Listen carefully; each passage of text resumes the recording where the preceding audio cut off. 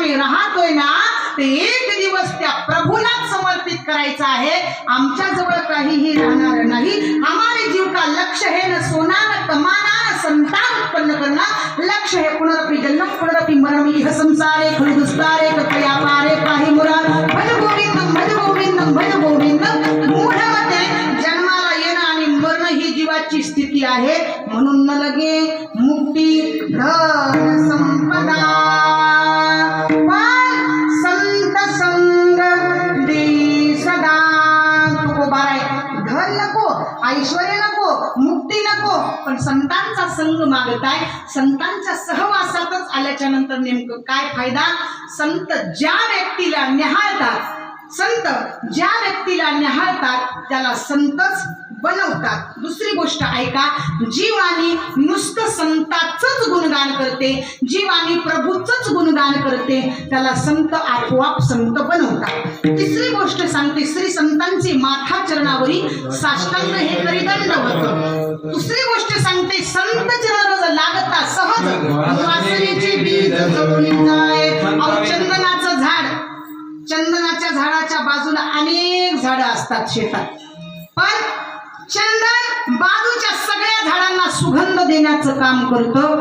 ते स्वतः सुगंधी होऊ शकत नाही, तर ते इतरांना सुगंध देण्याचं काम करतं। तसं संतांच्या सहवासात आलेल्या प्रत्येक जीवाला, दुष्ट असो दुराचारी असो, संत त्याला संत बनवल्याशिवाय राहत नाही। विठ्ठल विठ्ठल। शेवटी जाता जाता सांगते, माई बापांनो देशाबद्दल धर्माबद्दल स्वाभिमान ठेवा। महत्वाचं म्हणजे ज्या माई बापांनी जन्माला घातलं, हे विश्व दाखवलं, जगाच्या पाठीवर त्यांच्यावरती कधी बैमान होऊ नका, कारण कौन सी है वो चीज जो यहाँ नहीं मिलती, अरे सब कुछ मिल जाता है लेकिन माँ नहीं मिलती। सगळं काही मिळेल तुम्हाला, पण मी सांगत आहे, सांगत राहणार, सांगत राहील, ज्यांची आई मरण पावली त्याने समजावं जगातलं सुख संपलं। तुम्ही कितीही मोठं भाष्य कर्तृत्व आणि मोठमोठ्या लोकांची शाबासकीची थाप असेल तुमच्या पाठीवरती, पण तुमच्या अशिक्षित आईच्या शाबासकीत जितकं प्रेम आहे ना, तेवढं टाटा बिर्लाच्या शाबासकीत नाही। बस आई ती आई, तिच्या प्रेमाची सरंगीला सुद्धा येणार नाही। जेव्हा सुभद्रा रडू लागली तेव्हा भगवान श्रीकृष्ण समजून घालतात, रडू नको सुभद्रे, अर्जुनासारख्या वीराची बायको आहेस तू, पांडुरंगाची सून आहेस, परमेश्वराची बहीण आहे सुभद्रे, रडणं हे तुला शोभतं का? देवा, हे सगळे नाते पाठ आहे तरी मला, मी अर्जुनाची बायको रडत नाही देवा, मी पांडुरंगाची सून देवा, मी परमेश्वराची बहीण रडत नाही देवा, मी अभिमन्यूची माँ रडते, हे तुला कळणार नाही देवा, कारण तू पुढच्या जन्मी कुणाची आई हो, तुझं पोर असं लढाईमध्ये मरू दे, मग तुला कळेल आईची माया काय असते। किंबहुना धनुर्धरा जो मातेची आई उदरा, तो मातेचा सोयरा के तुला पा। म्हणून काही करत नाही बाबा, अरे कुत्र सांभाळायला त्रास, तेवढा मायबाप सांभाळायला नाही। टपमध्ये बसून कुत्र शॅम्पू टाकून धुवायचं, दररोज नवीन टॉवेल बघा, एसीच्या गाडीमध्ये कुत्र फिरतो, याचं कुत्र एसीच्या गाडीमध्ये फिरतं, पण याचे मायबाप वृद्धाश्रमामध्ये 3-3 दिवसाच्या भाकरी खातात। म्हणून कीर्तन संपल्यानंतर घरी जा आणि घरी गेल्याच्या नंतर मंडळींच्या पायाचं दर्शन घ्या। ती म्हणते, हे सांगितलं का कीर्तनात? तिला म्हणावं, आज माझ्या मायबापाला मी वृद्धाश्रमातून घरी आणणार आहे। ती म्हणते, घरी आणा, पण बंगल्यात नाही बरं का, जर्शी गाईच्या गोठ्यात ठेवा। त्या ठिकाणी ती माय, तिला उठता येत नाही, घुसत घुसत भाकरीपर्यंत येईल, अर्धी भाकरी बापाला देईल, अर्धी भाकरी स्वतः खाईल, भाकरीवरती भाजी नाही, भाकरी चावत नाही, गच्च पाणी डोळ्यात घेऊन मायबाप रडतील। तेव्हा माय सांगते, अहो 4 वर्ष होतो वृद्धाश्रमामध्ये, ते खाकी कपडेवाले आपल्याला दररोज गरम भाकरी देत होते, पण ते 4 महिने झालं आपला मुलगा आपल्याला कुत्र्यासारखी भाकरी फेकतोय। तरी बाप सांगेल, म्हातारे खरं सांगू, अगं पांडुरंगाची शपथ घेऊन सांगतो, जेवढं मला वृद्धाश्रमाच्या भाकरीत सुख नव्हतं, तेवढं माझ्या लेकानं दिली म्हणून, माझ्या मुलानं दिली म्हणून खाताना वाटते। म्हणून कुत्र्याला किती भाकरी टाका, ते चावल्याशिवाय राहणार नाही, पण माय बापाला भाकरी द्याल तर मरेपर्यंत आशीर्वाद मिळाल्याशिवाय राहणार नाही। म्हणून आज 10 शब्दांचा इथं बसलेल्या 10 जणांना जरी परिणाम झाला तर मला वाटतं आजच्या कीर्तनाचं सार्थक झालं। विठ्ठल विठ्ठल।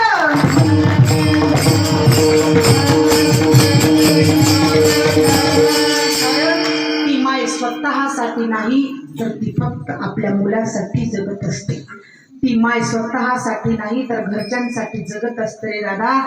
जी नुसतं डोळे मिटून प्रेम करते तिला मैत्री असं म्हणतात.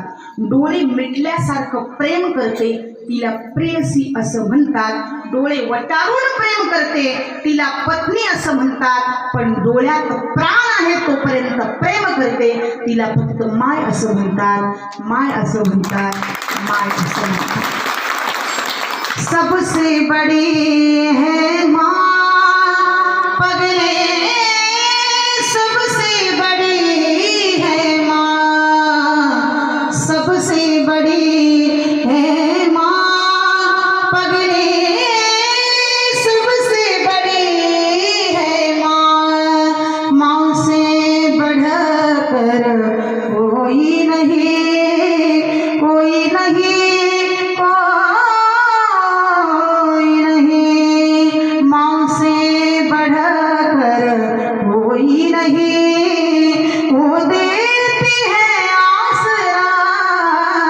सबसे बड़ी है माँ पगले, सबसे बड़ी है माँ.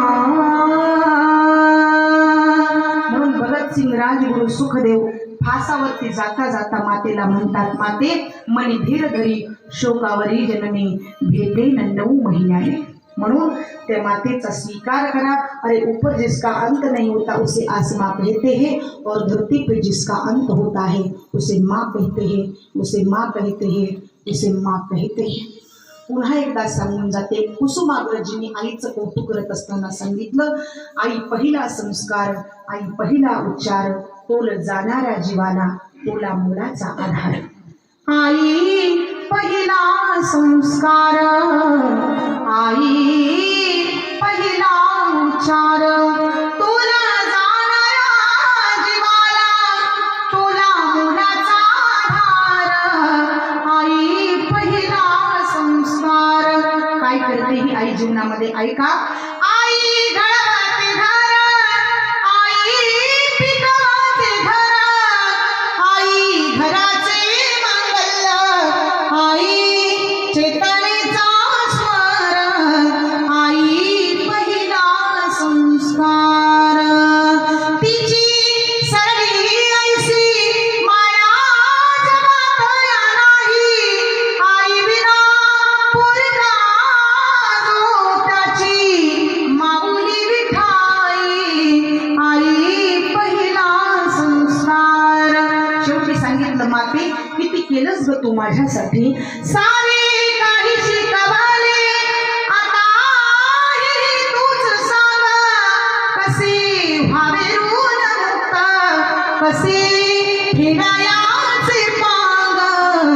आई पहिला संस्कार, आई पहिला उच्चार.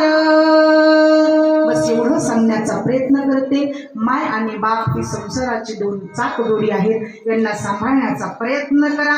महत्त्वाचं म्हणजे या ठिकाणी देशाबद्दल धर्माबद्दल स्वाभिमान असावा. ज्या मातीमध्ये जन्माला आलो त्या मातीचाही आपल्याला स्वाभिमान असावा. कारण माता आणि माती फक्त वेलांटीचाच फरक आहे. ज्या मातेवरती आम्ही राहतोय, ज्या मातेने आम्हाला जन्माला घातलं, विश्वाच्या पाठीवर त्यांच्यावरती कधी बैमान होऊ नका. ज्या मायबापांनी हे विश्व दाखवलं पुन्हा एकदा त्यांच्यावरती कधी बैमान होऊ नका. एवढं सांगण्याचा प्रयत्न